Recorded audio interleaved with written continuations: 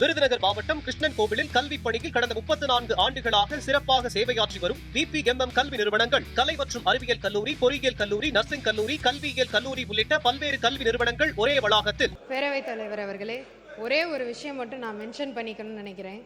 சிவகாசி தொகுதி பற்றி பல பிரச்சனைகள் ரொம்ப டார்ச்சர் பண்ணி ஒரு விஷயங்கள் எதிர்கட்சியெல்லாம் பண்ணாங்க.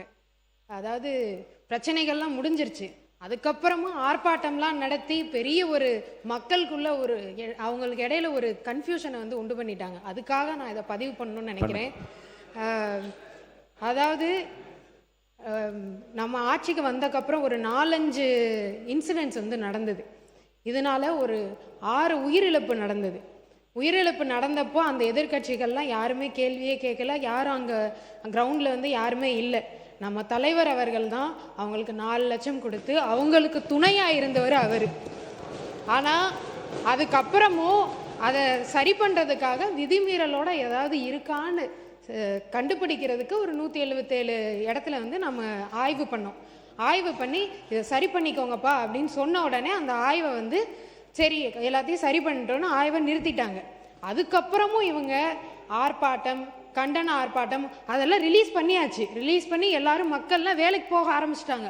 அதுக்கப்புறமும் போய் கண்டன ஆர்ப்பாட்டம்லாம் பண்ணி மக்களுக்கு இடையில ஒரு கன்ஃபியூஷனை உண்டு பண்ணி வச்சுருக்காங்க. அதனால சிவகாசி மக்களுக்கு நான் சொல்லிக்கிறது தான், எல்லாமே நல்லபடியாக திறந்து நீங்கள் எல்லாரும் சந்தோஷமாக வேலைக்கு போய்கிட்டு இருக்கீங்க. அதை நான் பதிவு பண்ணுறதுக்காக நான் இங்கே.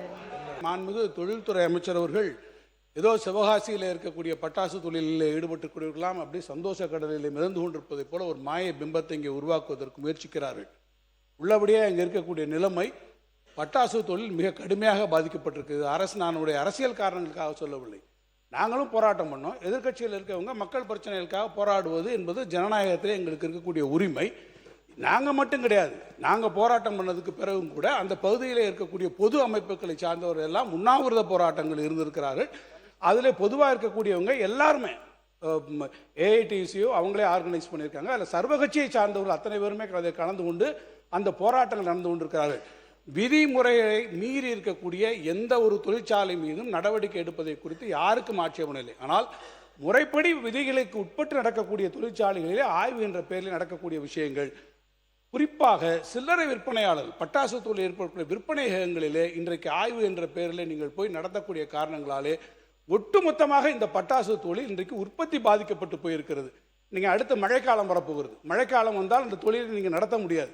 தீபாவளி நெருங்கி கொண்டிருக்கிறது. இப்போதே அவர்கள் இருக்கக்கூடிய வாய்ப்பிலே இந்த உற்பத்தியை அவர்கள் செய்தால்தான் தீபாவளிக்கு அவர்களாலே பொருள்களை கொடுக்க முடியும். ஆனால் இந்த சூழ்நிலையில் அங்கே அது நடைபெறவில்லை என்பதைத்தான் நான் அரசிற்கு கவனமாக கொண்டு வந்தேனே தவிர, இது இந்த தொழிலை ஈடுபட்டு கொண்டிருக்கக்கூடிய லட்சக்கணக்கான பட்டாசு தொழிலை நம்பி இருக்கக்கூடிய தொழிலாளருடைய வாழ்வாதார பிரச்சனை என்ற காரணத்திற்காகத்தான் எதிர்கட்சிகள் இதற்கான அனைத்து ஜனநாயக வழியிலும் சட்டமன்றத்திலும் மக்கள் மன்றத்திலும் எடுத்து வைக்கிறமே ஒழிய இதில் அரசியல் காரணங்கள் எதுவும் இல்லை என்பதை நான் தெளிவுபடுத்த விரும்புகிறேன்.